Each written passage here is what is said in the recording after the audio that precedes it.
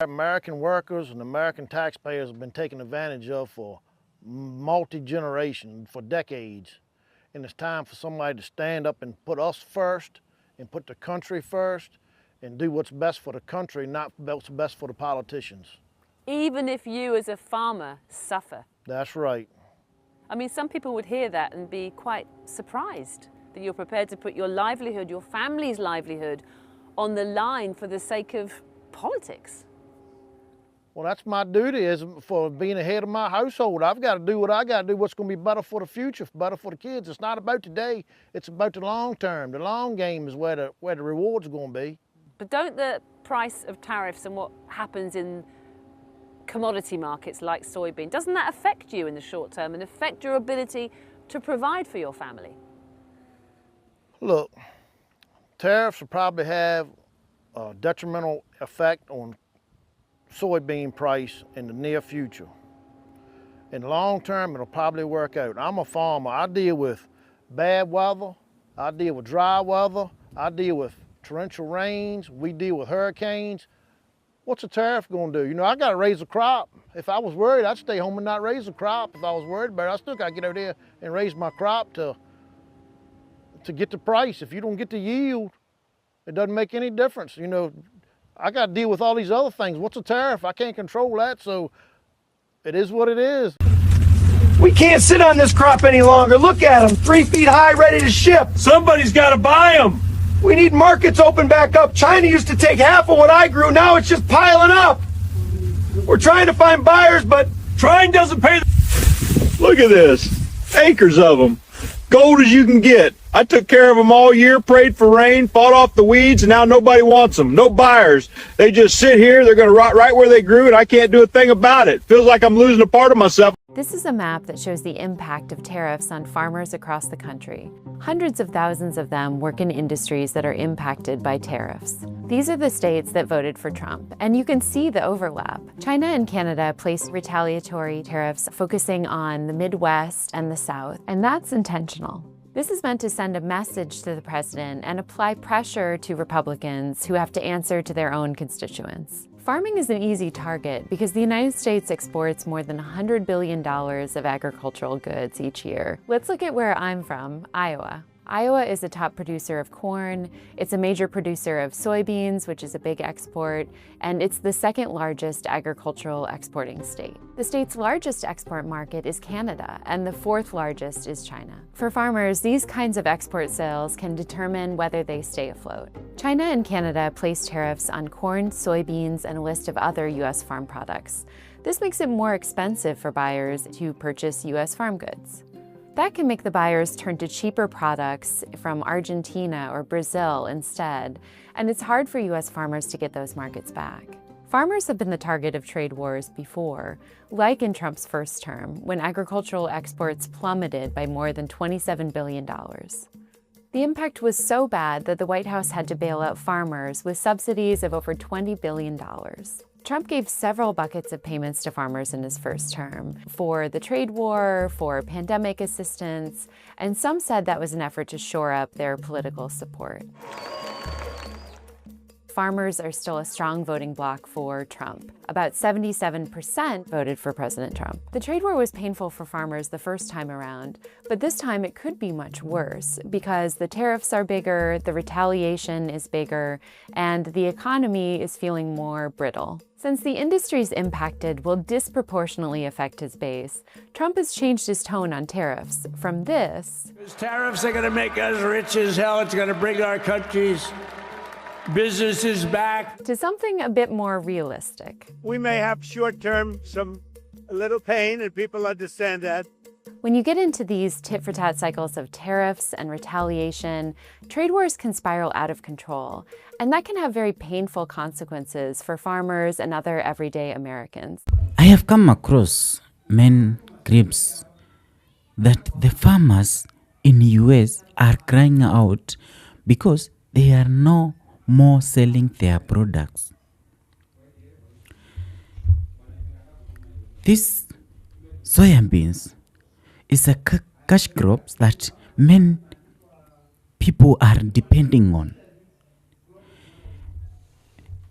And if there is no market, when you plant your crops, you raise them, you harvest, but after harvesting, there is no market or the buyers to support. So, this is affecting many people. They are in their countries, but they are living the life that they are not enjoying it. How do you feel if you produce something but you have no market or the buyers to buy it? The tariff of Mr. Trump is affecting many people in the US. Many farmers are now suffering in their own countries because the politics is affecting their sector. And this is long-term affection because there is no market for this product. You produce, there is no buyers. The effect is high because there is no buyers from the countries that used to buy their products like China and Canada. This means they have no end market to sell their product. So, the effect is big. And as you, a white America, not black America, you are a white American, but you are in your own country and you have nothing to do to support your living. As a farmer, you are depending on your crops. You plant, you raise them, you use your money to harvest. But after harvesting, you go to market, you find no buyers, no end person to support your products. Why? Because the China stopped to buy from your countries because of tariff of Trump. They are now buying from Brazil and Argentina. So what do we expect in future to have America that used to say in their campaign? MAGA is really affecting the America in future. So, what do you think, you as a farmer of soya beans, because after you make this thing, you have to sell to make money. Now, you are crying out where to find the market for your product. Some, I think, not some, but all the farmers are angry because they are suffering. Okay? They are in big pain after they spent their money on this. But after all, they are in big losses because they spend money to make this. So, if the China, those who used to buy their product, they are buying now from Argentina or in Brazil, that means the millions of money that they have been making from this cash crop, they are no longer making it. And remember, you as a white America, you are taxpayer and you have nothing as income after your crops growing, you are fasting, but nothing you make after all.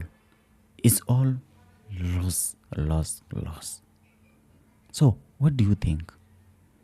Even me, I'm in pain and I'm a African because it is pain to see the other people are suffering in their own country just to make their living, but they are struggling a lot. How? Why do many countries they are not happy of their country? Many years you are crying out, many years you are begging for this and this, but there is no one come out to take you off this. Let me reach there today. I just want to ask you to subscribe, and I'm coming back with more and more. Take this channel, G Africa, as your home of many about what happening in global or mostly in US. Feel warm welcome. Thank you a lot.